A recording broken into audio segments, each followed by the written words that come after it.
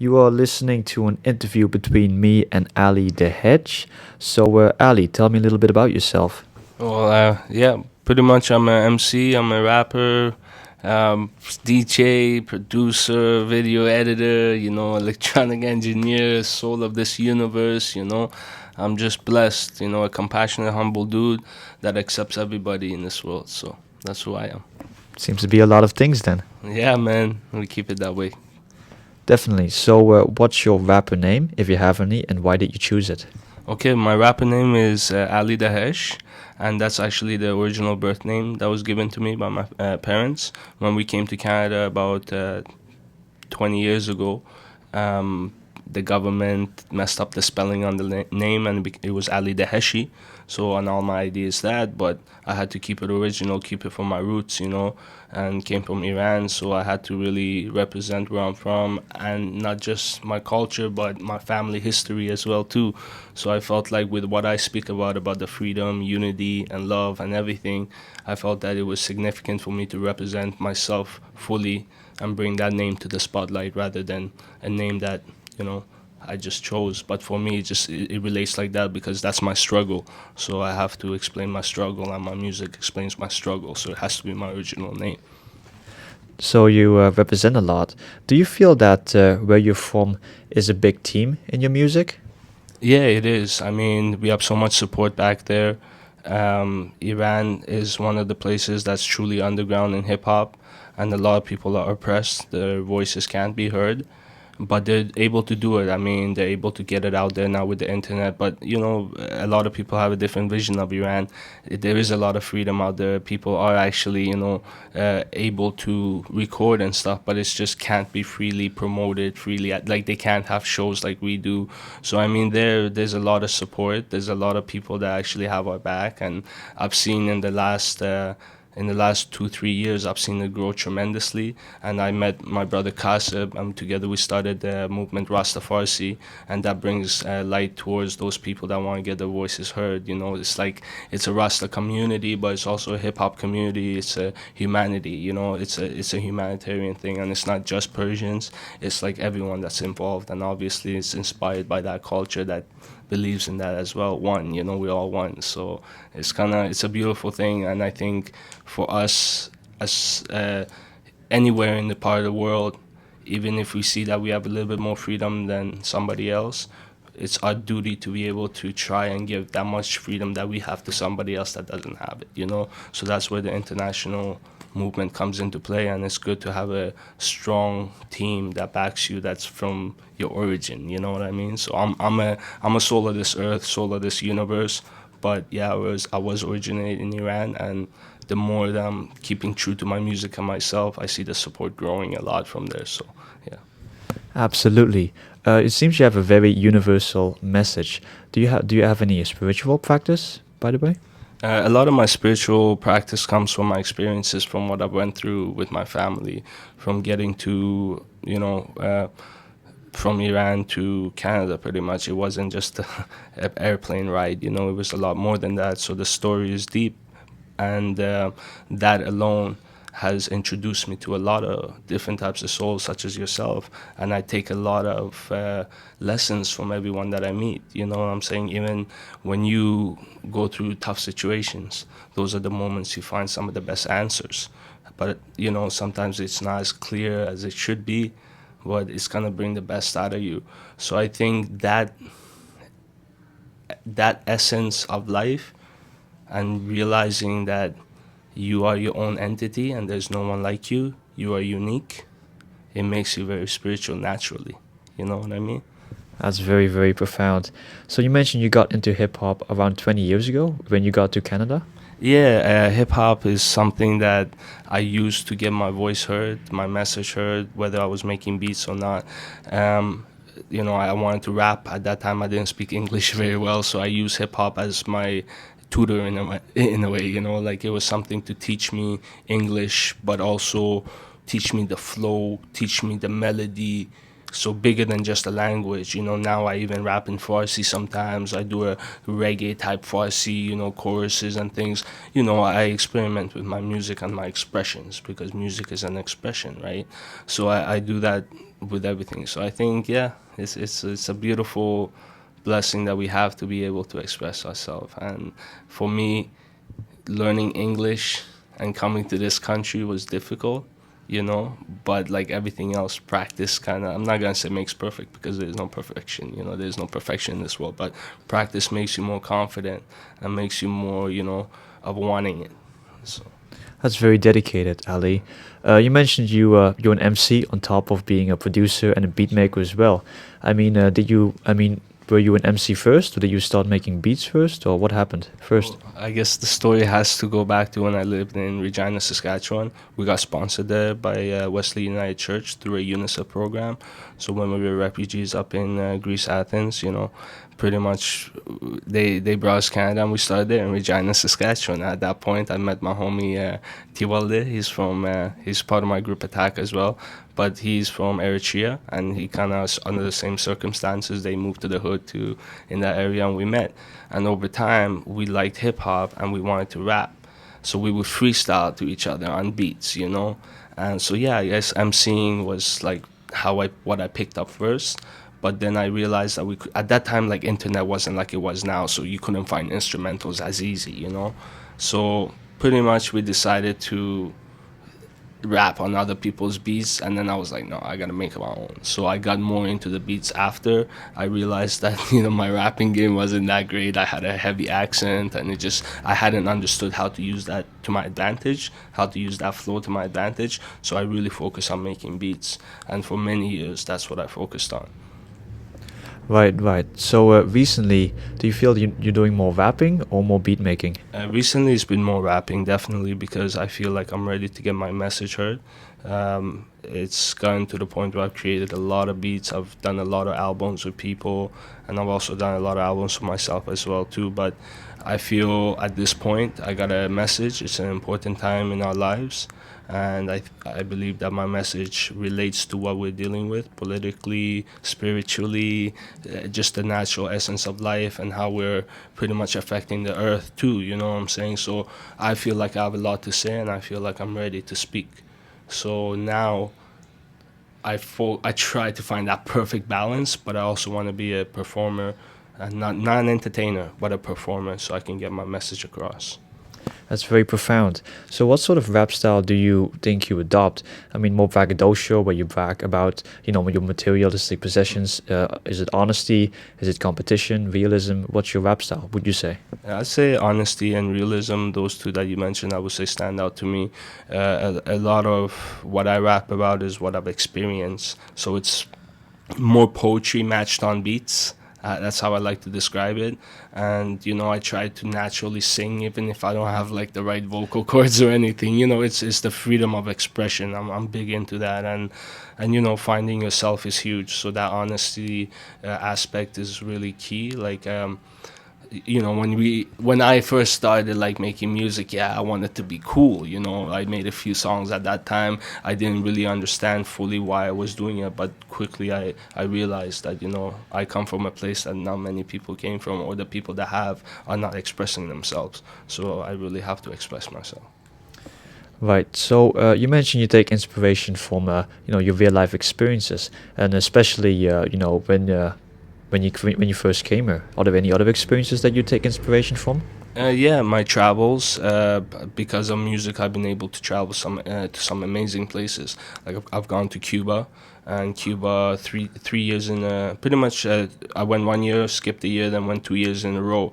And when I went there, it was more doing workshop with the children, performing as well, and we stayed with the people. In my lifetime, I've never seen a resort, So like everywhere I've gone, I've stayed with the people, and Cuba taught me a lot. And when I went to Cuba, I stayed for like each time was definitely 3 weeks or more, and I wanted to really get the essence of what life is like there.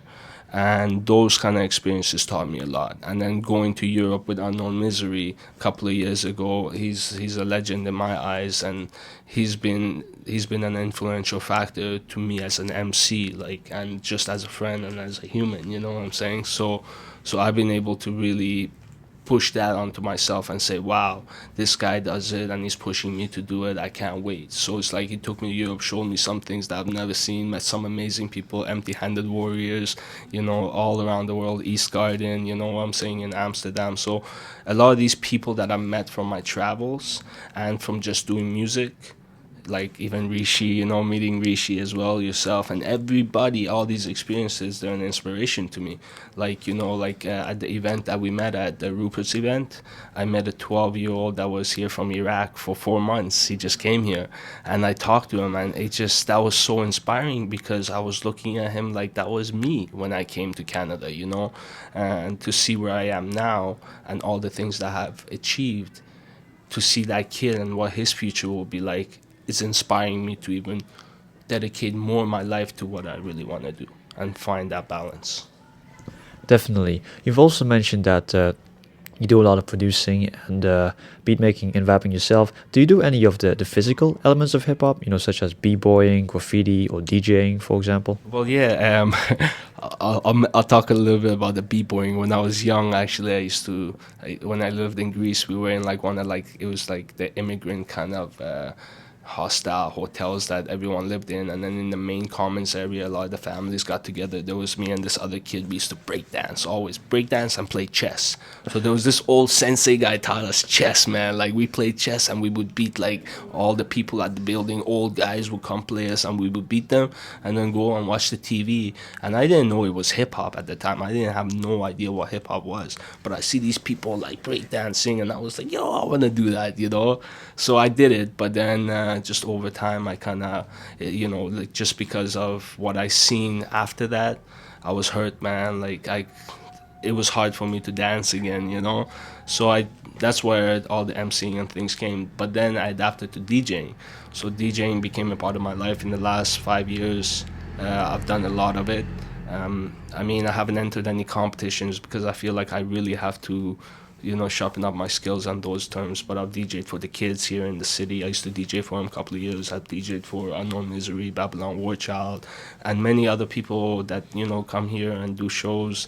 Like, I've DJed for Rugged Man, Killer Priest, like all these guys, Master Ace. I did tour with Master Ace all across Canada, and I was the tour DJ. So for Ace, for Wordsworth, and for the kids, and also half of the tour, Ilton was on there. So I was on stage for 2.5 hours for 20 shows, DJing everyone's set, which it was a blessing. Ace asked me to do it, and I was like, of course, like, Master Ace asked you to do something like that for him. It's a blessing. So yeah, the DJing naturally came a part of my life, and I was blessed with so many opportunities that I always felt like other DJs deserved it more than me.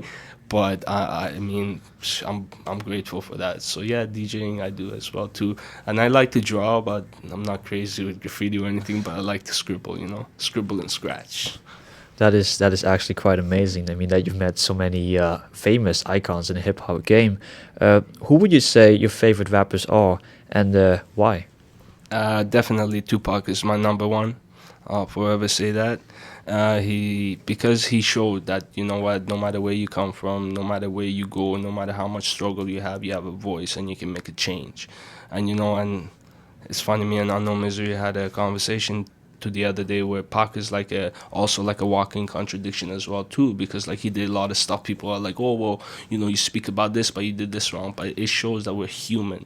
But as long as our message at the end of the day is to make that change and to stop the oppression and discrimination and all this racism that's upon the people, we need to put an end to all the violence, all this kind of stuff. So that's why Pac always resonates with me so well. Like, it gives me the power when I'm doing my music. I feel a piece of Pac in me, you know what I'm saying? So he's always been the biggest inspiration in my life, as far as it's beyond just a rapper or MC. He's been an inspirational figure in my life for sure. So Most definitely.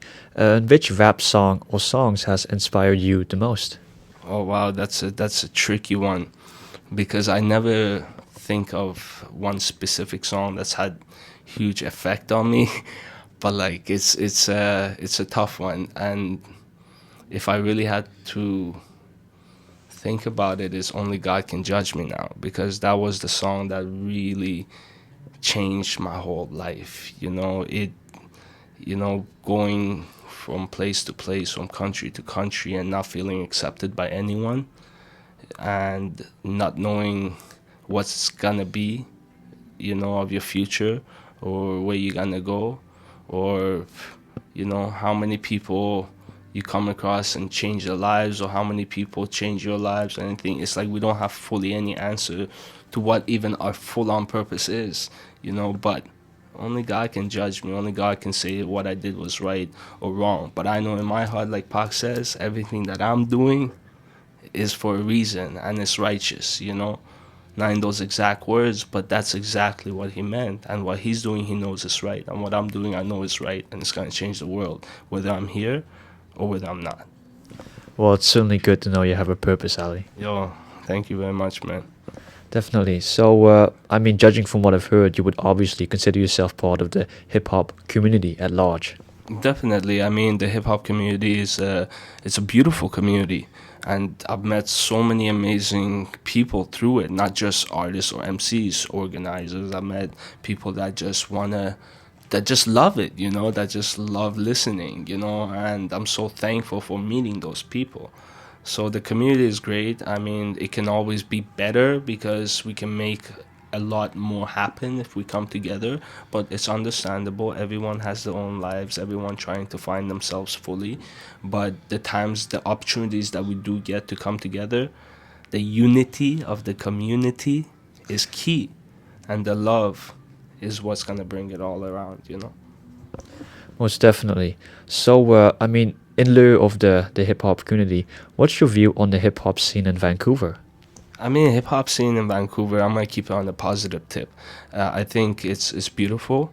I think people are driven, and they love what they do. They're passionate about it all. I mean, the the aspects that don't resonate with me well, I don't focus on it, and that's how I filter out life. So for me, it's a matter of all those people that are doing it the way I approve and I accept and I relate to. I give them my full blessings, you know what I mean? And those people that maybe I don't feel comfortable with their message, it might be like discriminations against like certain things, I just won't pay attention to them and I won't put my energy into that. And I just send them prayers and I hope they find their way one day, because I was like that one day. Maybe I didn't fully get it, but now I'm learning. So all I gotta do is send them the good energy, and when they meet me, send them my blessings and have a conversation with them and see what can happen. I'd love to be your enemy. No, but really, it's good being your friend. But what is your view on contemporary hip hop? I mean, from what I've heard, you seem to be very positive. But even given the rampant materialism and discrimination in the media and all that, the drama in hip hop, what are your views on that? I think it's gotten to the point where a lot of people have lost themselves. I mean, once marketing and the advertisement and kind of corporations saw the advantages of like hip hop, like it kind of begins with Adidas, like those kind of started tainting the message of hip hop. And my view on those is, there was a point I used to go to the club and really enjoy those songs. So I mean, I always say there is a moment for that kind of music. But what scares me is those people, instead of just making that music and being a positive influence in the world, they become that music. You know what I'm saying? And that's what hurts our world today. And it affects our youth, everything that we do. You know what I'm saying? So when you see those women dressed in a certain way on TV, or when you see the homies on the screen rapping and discriminating against the women, and things like that, or even just showing things that are uncomfortable for a child. Like, the child is gonna like it, but it's uncomfortable for the child. You know what I'm saying? It's not good for the child. So I think that hurts me the most about it. But I also understand that there is people out there that it makes them feel good. If it gives them peace, then I hope they find that peace. But if it's bringing destruction, then they really need to reconsider what they're doing. Indeed. And do you feel that hip hop is in a state of emergency, or do you think there is a way out? I think hip hop has changed. I don't know if it's in a state of emergency. I think a lot of people are seeing that they can do it now. So a lot of people seeing that their voices can be heard. Um, but also a lot of people internationally are being heard. And these are the people that have been silent for a long time. And these are the people with a real message. These are the people that we need to listen to. You know, a lot of times we look at, I'm gonna say it, America, you know, and try to follow their examples, but then we see that the countries like falling apart right now, you know, like in every aspect, you know, and you know, if you wanna compare zombieism to anything, I would compare it to what's happening in America. You know, people like things, you know, shut. If anything shuts down there, it's people freak out because they're so dependent on everything. But in places like a third world country, those people have not had those things that America has, or even us in Canada here, you know. So they're actually talking about the real struggle where hip hop originated from. You know what I'm saying? What hip hop was about. So now we need to put our ears and focus internationally because they can teach us a lot. They can show us, remind us what hip hop is like. So it's not in a state of emergency. It's just that hip hop is going full circle around the globe. And Empty Handed Warriors, Rastafari, we're there to assist that, you know, and we're there to expose a lot of those people. So, and I'm blessed for that, you know, and once those people are able to give their message out, the other ones that have the, what do you call it, the destructive message, you know, that I was talking about earlier, those people will see and learn from it and become better people, and suddenly they will make better music. You seem to be in a powerful position then for change. Yeah, of course, we all are. And the change starts with you, right? The change starts with me. And if I can make the best me possible, that's going to make my surrounding the best them. You know, the universe is going to become amazing. So change yourself before you can change the world. That's it. You know what I'm saying? We got to keep ourselves healthy in every way, whether it be hip hop, whether it be food, whether it be just meditating. Earlier, before we did this interview, we went on top of the mountain here by Simon Fraser University and just meditated, looked at the mountains, and talked about life. You know what I'm saying? So changing yourself is key, man. And not letting conflict get to the point where you cannot fix it. You know what I'm saying? It's got to be to the point where you can bring the peace to it and bring wisdom to it, you know, bring knowledge, bring education, and learn your lessons from everything, whether it be this next step you're going to take. How did you take that next step, you know? I think I'll take a leaf out of your book. But taking it back to the music, should we be excited for any upcoming releases that you're planning? Yeah, for sure. I released a lot of albums. This is to the point where I can't name them all. I just released an album called Living Life, and that was done over Prince Armand's beats. A friend of mine that had a stroke a year ago, he's healing now, recovering, and I found some of his beats, and I felt like I just had to write a whole bunch of music on them, you know.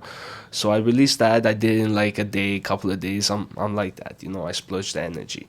But there's the album that I'm releasing in the next 4 months, hopefully September, and it's called The Road, The Rise of Ali Dahesh. And that one I've been working on it for over 3 years now, and all the beats are different producers from around the world, and it's all solo, so there's no features on anything, and that's going to be my biggest project. I'm hoping to do some sort of like theater type performances, like I want to do a cinema type play with it. So it's going to be a very interesting, unique type of project, and I'm excited for it because I'm finally ready, and the messages relate to everything that's happening right now and everything that I'm going through right now. So Definitely, and I'm very excited. And I think, judging from before, I think I can safely say that all of your music is deeply personal. But is there one particular project or album that stands out to you as being, the most personal or heartfelt to you?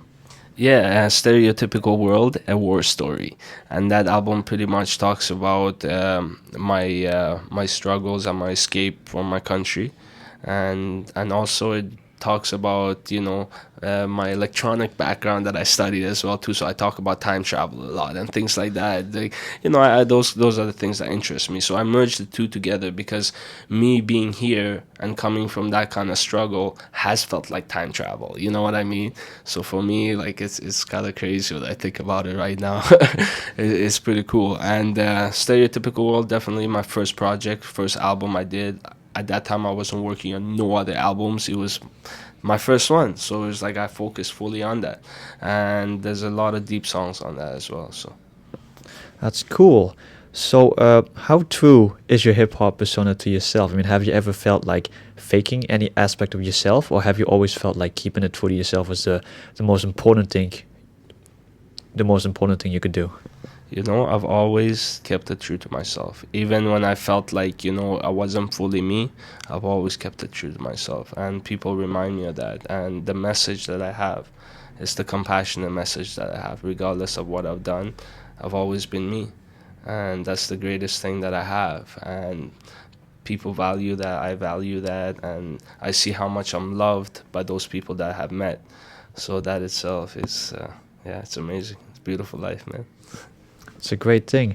So, you've talked a lot about the message, and you know that you're a messenger with with an important message. Could you elaborate on the message? Like, is there one or the many, or is it just, you know? The message is to believe in yourself and to listen to yourself fully. You know what I mean? A lot of times we get advice and we get, you know, a lot of wisdom from different places, but you have to gather it all. It's like an equation. Remember, I told you I like math and calculus. You know, the message is like an equation. And a lot of people can help you throughout the way. And, you know, someone might say this is the answer, but it's only you that can work it through it. You know what I mean? It's only you that can find that what that true message in your heart is. The message that I give to the people is believe in yourself and focus on you. Make the best you. You know what I'm saying? And help those around you. And it's important because if we don't help each other and give ourselves to people that deserve it, though, don't give yourself to those people that, you know, I mean, try to fully hurt you. Those are the ones you just pray for. That's it. You know. But the message is to be there for those that need you, and be there for yourself fully. This interview has been very enlightening, Ali. Do you have any last words for the listeners out there? Yo, you are capable of anything, and thank you everybody that has supported me, and don't ever doubt yourself.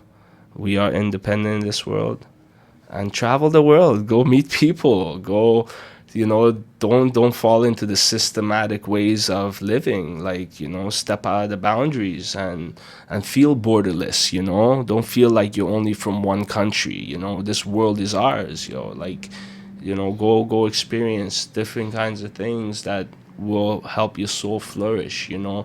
Just keep reminding yourself that you are an amazing, beautiful person. And that's my advice to the whole world. And love yourself. Love yourself to the fullest. Even if days you don't feel like it, just tell yourself you love yourself. Because that's what gets me through it. Even the days I feel sad, I tell myself I love myself. Because that itself is the medicine we need. Love. This has been very powerful. Thank you, Ali. Yo, thank you very much, and I'd like to thank everybody that has helped me out, all my crews around the world. They all know who they are, and I'm not going to sit here and mention names, but I'd like to thank you, Chris, as well, for having me on this interview as well. And so, much love, man. I would love to be back here and talk more about the message and everything else that, you know, we're doing, and see how you're doing in the future as well, too. So, Thank you, Ali. Thank you. Back to you, Rishi.